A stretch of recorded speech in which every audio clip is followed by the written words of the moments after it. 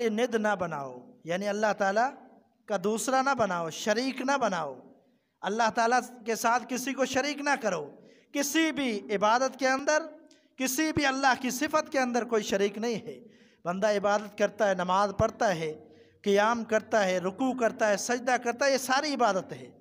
نہ قیام کسی کے لیے کیا جا سکتا ہے اور نہ رکوع کسی کے لیے کیا جا سکتا ہے، نہ ہی سجدہ، یہ سارے کے سارے ایک عبادت کی شکل ہے جو اللہ رب العالمین نے نحمدہ و نصلی علی رسولہ الکریم، اما بعد فاعوذ باللہ من الشیطان الرجیم، یا ایہا الناس اعبدوا ربکم الذی خلقکم، اے انسانوں عبادت کرو اپنے رب کی، الذی خلقکم، جس نے تمہیں پیدا کیا، والذین من قبلکم، اور ان لوگوں کو پیدا کیا جو تم سے پہلے گزر چکے، لعلکم تتقون، تاکہ تم بچ جاؤ۔ اس آیت کے اندر اللہ رب العالمین نے تمام انسانیت کو مخاطب کیا، یا ایہا الناس، پوری انسانیت۔ شروع میں سورۃ البقرہ شروع ہوئی تو 3 بڑے گروہوں کا ذکر کیا گیا ایمان کے حوالے سے، کہ ایمان کے حوالے سے ایک مومنین کا گروہ ہے، ایک منافقین کا، اور پھر کافروں کا تذکرہ کیا گیا۔ 3 بڑے گروہ ذکر کیے گئے، اور تمہید باندھنے کے بعد اللہ تعالیٰ نے اصل جو اس کتاب کا مقصد ہے اور جو محمد رسول اللہ صلی اللہ علیہ وسلم کا مقصد ہے اصل پیغمبر بنانے کا، وہ ہر نبی کا یہی ہوتا ہے کہ اللہ رب العالمین کی توحید کی طرف دعوت دینا۔ تو یہاں پر اللہ رب العالمین نے یہی فرمایا، یا ایہا الناس اعبدوا، اے انسانوں اللہ تعالیٰ کی عبادت کرو، اللہ تعالیٰ کی عبادت کرو۔ سیدنا عبداللہ بن عباس رضی اللہ تعالیٰ عنہ کی تفسیر کے مطابق ایک جگہ پر فرماتے ہیں کہ اس کا مطلب یہ ہے کہ اللہ تعالیٰ کو اکیلا مانو، یعنی عبادت کے اندر اللہ رب العالمین کو اکیلا مانو۔ بڑی معروف جو قسمیں بنائی گئی ہیں توحید کی، وہ 3 بنائی گئی۔ ایک یہ کہ توحید الوہیت، توحید ربوبیت، توحید اسماء و صفات، یعنی اللہ تعالیٰ کو اکیلا ماننا، اور اللہ تعالیٰ کو خالق مالک ماننا، اور اللہ تعالیٰ کے اسماء میں کسی کو شریک نہ کرنا۔ یہ قسمیں بیان کی گئی ہیں جو علماء نے اور محدثین نے مرتب دی، قرآن و حدیث کے دلائل کے ساتھ جو معلوم ہوتی ہیں۔ تو یہاں پر اللہ تعالیٰ نے عبادت کا کہا، اور ساتھ میں اپنی توحید کو بھی بیان کیا، توحید ربوبیت، یعنی عبادت کرو اس رب کی جس نے تمہیں پیدا کیا۔ جو پیدا کرنے والا ہے وہی حق رکھتا ہے کہ اس کی عبادت کی جائے۔ اللہ رب العالمین اپنی یہ ربوبیت کی صفت بیان کرتے ہیں۔ پھر آگے اگلی آیت میں رب العالمین فرماتے ہیں، الذی جعل لکم الارض فراشا، وہ ذات جس نے بنایا تمہارے لیے زمین کو بچھونا، والسماء بنا، اور آسمان کو چھت کی مانند بنایا۔ تمہاری آسمان بھی ایک طرح سے انسان کی حفاظت کرنے والا ہے۔ کچھ تحقیقات جو جدید تحقیقات ہوتی ہیں اس کے مطابق بھی اگر ہم دیکھیں تو وہ لوگ یہ کہتے ہیں کہ تحقیق سے یہ پتہ چلتا ہے کہ جو سورج کی شعاعیں ہیں اتنی خطرناک ہے کہ ہر چیز کو جلا کے رکھ دے، لیکن یہ آسمان ہے جس کی وجہ سے اس کی مکمل جو پوری جو حرارت ہے وہ زمین تک نہیں پہنچ سکتی، اس لیے کوئی چیز جلتی نہیں ہے، جو میسر ہوتی ہے وہ روشنی زمین تک پہنچتی ہے۔ تو اللہ رب العالمین نے آسمان کو بھی بطور نعمت ذکر کیا اور زمین کو بھی بطور نعمت ذکر کیا، اور فرمایا کہ اسی کی عبادت کرو جس نے آسمان اور زمین کو بنایا ہے۔ وَأَنزَلَ مِنَ السَّمَاءِ مَاءً، اور نازل کیا آسمان سے، یعنی اس سے مراد بادل ہیں، بادلوں سے، ماءً پانی، فَأَخْرَجَ بِهِ مِنَ الثَّمَرَاتِ رِزْقًا لَكُمْ، پس نکالا اس کے ذریعے تمہارے لیے رزق، ثمرات، جو تم رزق کھاتے ہو وہ زمین سے نکلتا ہے، اور اگر پانی نہ ملے تو زمین بنجر ہوتی ہے اور کوئی چیز، کوئی فصل نہیں اگے گی، پانی کی سخت ضرورت ہوتی ہے۔ تو اللہ تعالیٰ نے بادلوں کے ذریعے زمین کو سرسبز و شاداب بنایا، اس سے فصلیں اگتی ہیں، تمہارے لیے کھانے پینے کا اللہ تعالیٰ نے بندوبست ان زمینوں سے کیا۔ بادل خاص طور پر برسائے جو زمین کو پانی مہیا کرتے ہیں جس سے زمین نرم ہوتی ہے اور اس سے فصل اگتی ہے، اس سے کھانے پینے وہی جو انسان کھاتا ہے پیتا ہے وہ زمین سے نکلتا ہے۔ فرمایا کہ فَلَا تَجْعَلُوا لِلَّهِ أَنْدَادًا، پس نہ تم بناؤ اللہ تعالیٰ کے لیے ند، اللہ تعالیٰ کے لیے ند نہ بناؤ، یعنی اللہ تعالیٰ کا دوسرا نہ بناؤ، شریک نہ بناؤ، اللہ تعالیٰ کے ساتھ کسی کو شریک نہ کرو۔ کسی بھی عبادت کے اندر، کسی بھی اللہ کی صفت کے اندر کوئی شریک نہیں ہے۔ بندہ عبادت کرتا ہے، نماز پڑھتا ہے، قیام کرتا ہے، رکوع کرتا ہے، سجدہ کرتا ہے، یہ ساری عبادت ہے۔ نہ قیام کسی کے لیے کیا جا سکتا ہے اور نہ رکوع کسی کے لیے کیا جا سکتا ہے، نہ ہی سجدہ، یہ سارے کے سارے ایک عبادت کی شکل ہے جو اللہ رب العالمین نے بندے پر فرض کی۔ نماز یہ عبادت ہے، اس کا کوئی بھی رکن کسی غیر اللہ کے لیے جائز نہیں ہے، اس لیے کہ یہ عبادت ہے۔ اسی طرح دعا عبادت ہے، کسی غیر اللہ سے دعا نہیں ہو سکتی۔ ہر طرح کی شرک کی نفی ہے کہ کسی بھی طور پر اللہ تعالیٰ کے لیے شریک نہ بناؤ۔ یہ اللہ تعالیٰ نے اپنی صفات کا تذکرہ کیا کہ اللہ نے اتنی اتنی نعمتیں کی تمہارے اوپر، اور تمہارا رب ہے، حقیقی خالق اور مالک ہے، اس کے ساتھ کسی کو شریک نہ کرو۔ وَأَنْتُمْ تَعْلَمُونَ، فرمایا کہ اس حال میں کہ تم جانتے ہو کہ اللہ تعالیٰ نے تمہیں پیدا کیا، اللہ تعالیٰ نے تمہیں کھلایا پلایا، رب ہے تمہارا، اس کا کوئی شریک نہیں ہے، اور تم جانتے ہو کہ اللہ کا شریک کس طرح بنتا ہے، یعنی اللہ کی صفات کو کسی اور کو دے دینا، پھر بھی تم لوگ علم بھی رکھتے ہو، سمجھتے بھی ہو، پھر اللہ کے ساتھ کیوں شریک کرتے ہو۔ یہ جو صورت ہے یہ حقیقت میں مدنی صورت ہے، یہ مدینہ میں نازل ہوئی۔ یہ اللہ رب العالمین مکہ کے اندر جو نازل شدہ آیات تھی، اللہ کے احکامات ہے، اللہ وہ یاد دلا رہا ہے۔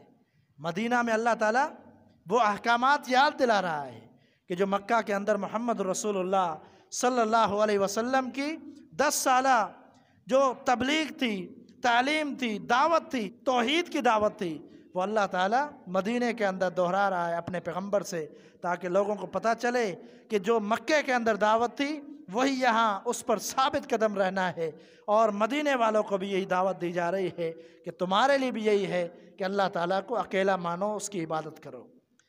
آگے اللہ رب العالمین فرماتے ہیں وَإِن كُنتُمْ فِي رَيْبٍ مِّمَّا نَزَّلْنَا عَلَىٰ عَبْدِنَا، اور اگر تم کسی بھی شک میں ہو، تردد کا شکار ہو، کوئی شبہ ہے تمہیں اس چیز پر جو ہم نے نازل کیا عبدنا، اپنے بندے پر۔ یہاں پر واضح طور پر ہم سمجھ سکتے ہیں عبد کس کو کہتے ہیں، عبد اللہ کا بندہ۔ تو یہ مطلب کیا ہے اس کا؟ محمد رسول اللہ صلی اللہ علیہ وسلم کو اللہ تعالیٰ اپنا بندہ قرار دے رہے ہیں، تو ہمیں بھی یہی کہنا چاہیے کہ اللہ کے رسول صلی اللہ علیہ وسلم اللہ کے بندے ہیں، ہر پیغمبر اللہ کا بندہ ہے۔ اللہ تعالیٰ نے ان کو پیدا کیا اور ان کو مقام فضیلت حاصل ہے تمام مخلوقات سے، اس لیے کہ اللہ تعالیٰ نے ان کو پیغام رساں بنایا، اپنا پیغام پہنچانے کے لیے بھیجا، رسالت دی، نبوت دی، نبی بنایا، قوم والوں کو بتلانے کے لیے کہ اللہ کے تمہارے اوپر کیا فرائض ہیں۔ اس لیے جو پیغمبر ہیں وہ اللہ کے بندے ہیں، لیکن ان کا مقام دوسری مخلوقات سے اعلیٰ ہے، کیونکہ اللہ تعالیٰ کے وہ خاص بندے ہیں۔ عبدنا سے مراد کیا ہے؟ خاص ہمارے بندے، کیونکہ جیسے بیت اللہ کہتے ہیں، تعظیم کے لیے بیت اللہ کہتے ہیں کہ اللہ کا گھر، حقیقت میں تو اللہ کا گھر نہیں ہے، وہ تو نماز پڑھنے کی جگہ ہے، یعنی اللہ کی عبادت جہاں کی جاتی ہے اس کو تعظیماً کہا جاتا ہے کہ اللہ کا گھر، یعنی وہاں اللہ کی عبادت کی جاتی ہے۔ اللہ رب العالمین تو عرش معلیٰ پر ہیں، تو معلوم ہوا کہ یہاں بھی تعظیماً کہا گیا عبدنا، یعنی محمد رسول اللہ صلی اللہ علیہ وسلم کی تعظیم اگر کوئی کرنا چاہتا ہے تو اس کو یہ کہنا پڑے گا کہ اللہ کے بندے ہیں، اگر یہ نہیں کہتا تو تعظیم نہیں کرتا۔ نبی علیہ السلام کی یہ شان ہے کہ محمد رسول اللہ صلی اللہ علیہ وسلم اللہ کے بندے ہیں۔ اللہ خود فرما رہے ہیں کہ جو ہم نے اپنے بندے پر نازل کیا، اگر کوئی اس کے بارے میں شک کرتا ہے فَأْتُوا بِسُورَةٍ مِّن مِّثْلِهِ، فرمایا کہ بس لاؤ، سب کو دنیا والوں کو چیلنج کر دیا، تمام کافروں کو چیلنج کر دیا، فَأْتُوا، بس لے آؤ اس جیسی کوئی صورت بنا کر لے آؤ۔ اگر تمہیں اس قرآن مجید میں، اللہ کی کتاب میں کوئی شک ہے، کوئی شبہ ہے کہ یہ نعوذ باللہ اللہ کی طرف سے نہیں ہے، تو پھر لے کر آؤ۔ اللہ نے چیلنج کر دیا تمام کافروں کو پھر فرمایا وَدْعُوا شُهَدَاءَكُمْ، اور پکارو بلاؤ اپنے مددگاروں کو، جو تمہارے مددگار ہیں جن کو اللہ کا شریک بناتے ہو ان کو بھی بلا لو، اپنے جو دوست جتنے بھی کافر ہیں، چاہے وہ عیسائی ہے، یہودی ہیں، ہندو ہے، جتنوں کو اپنا قریبی سمجھتے ہو، اپنے مددگار سمجھتے ہو، سب کو بلا لو۔ اور سب کو چیلنج ہے، کوئی ایک صورت اس کی مانند لے کر آؤ اللہ کے علاوہ، سب کو بلاؤ اللہ کے علاوہ، کیونکہ اللہ کی یہ کتاب ہے، اللہ تعالیٰ کی مدد کے سوا وہ کچھ بھی نہیں کر سکتے۔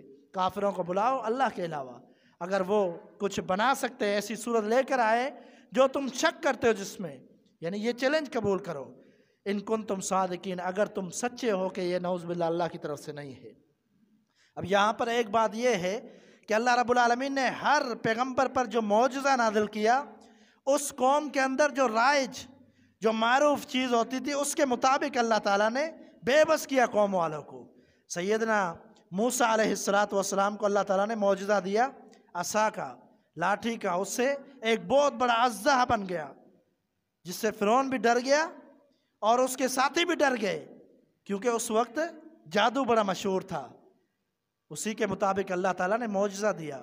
اسی طرح سیدنا عیسیٰ علیہ السلام کو اللہ تعالیٰ نے معجزہ یہ دیا کہ وہ مردوں کو زندہ کرتے تھے اللہ کے حکم سے۔ یہ اللہ تعالیٰ نے قرآن مجید میں فرمایا ہے۔ کیوں یہ معجزہ دیا؟ اس لیے کہ اس دور وہ طبیبوں کا دور تھا، اس دور میں لوگ بڑے ماہر ڈاکٹر ہوا کرتے تھے، طبیب اور حکیم۔ اللہ تعالیٰ نے ایسا معجزہ دیا کہ ان کو لاجواب کر دیا۔ تو یہاں پر محمد رسول اللہ صلی اللہ علیہ وسلم جب پیغمبر بنے، نبوت کا اعلان کیا، تو مکہ والے کافر جو تھے، وہاں مشرکین مکہ، اور اس دور میں فصاحت اور بلاغت کا دور تھا، یعنی لوگ شاعری پر بڑا فخر کیا کرتے تھے، اپنے اقوال پر بڑا فخر کیا کرتے تھے۔ تو اللہ تعالیٰ نے ایسا معجزہ دیا کہ جس معجزے نے شاعروں کو لاجواب کر دیا۔ یہ قرآن مجید فرمایا کہ اگر تمہارے پاس طاقت ہے، فصاحت اور بلاغت میں اپنے آپ کو بڑا سمجھتے ہو، تو پھر اس جیسی لے کر آؤ کتاب۔ ایک مقام پر فرمایا کتاب لے کر آؤ اس جیسی، یعنی پورا قرآن، اس کے مقابلے میں کوئی کتاب لے کر آؤ۔ پھر فرمایا 10 صورتیں لے کر آؤ، یہاں پر فرمایا صرف ایک صورت لے کر آؤ، یعنی تم لوگ عاجز ہو، نہیں کر سکتے۔ یہ اللہ تعالیٰ کا کلام ہے، اس کا کوئی مقابلہ نہیں کر سکتا۔ تو آخری آیت اس درس کی آج میں بیان کر رہا ہوں، فَإِن لَمْ تَفْعَلُوا، پس اگر نہیں کیا تم نے ایسا، وَلَن تَفْعَلُوا، اور ہرگز تم کر ہی نہیں سکتے، فَاتَّقُوا النَّارَ الَّتِي وَقُودُهَا النَّاسُ وَالْحِجَارَةُ، پس ڈر جاؤ اس آگ سے، بچ جاؤ اس آگ سے، الَّتِي، وہ آگ، وَقُودُهَا النَّاسُ وَالْحِجَارَةُ، جس کا ایندھن انسان اور پتھر ہے، یعنی جس کو جلایا ہی اس کے ذریعے جائے گا۔ قرآن مجید میں ایک اور مقام پر اللہ تعالیٰ نے فرمایا وہ بت جن کی یہ عبادت کیا کرتے تھے، اللہ تعالیٰ بطور عبرت کل قیامت کے دن ان کے سامنے اس آگ کو، جہنم کی آگ کو، ان بتوں کے ذریعے بھڑکائے گا، ان بتوں کے ذریعے جن کی وہ عبادت کرتے تھے، یعنی وہ ایندھن ہے اس جہنم کی آگ کا۔ فرمایا اس سے بچ جاؤ، اس سے ڈر جاؤ، وعدت للکافرین، جو حقیقت میں کافروں کے لیے تیار کی گئی ہے۔ حقیقت میں جہنم کی آگ کافروں کے لیے تیار کی گئی ہے، جو بالکل انکار کر دے، جو اللہ تعالیٰ کے ساتھ شرک کرے اور پیغمبر پر ایمان نہ لائے، ان کے لیے حقیقت میں۔ تو جو لوگ گناہ کرتے ہیں ان کے لیے ہے، لیکن وہ کیا ہے؟ عارضی ہے، لیکن حقیقت میں یہ کافروں کے لیے جہنم کی آگ تیار کی گئی ہے۔ اللہ رب العالمین سے دعا ہے سمجھنے کی توفیق عطا فرمائے، وما توفیق الا باللہ۔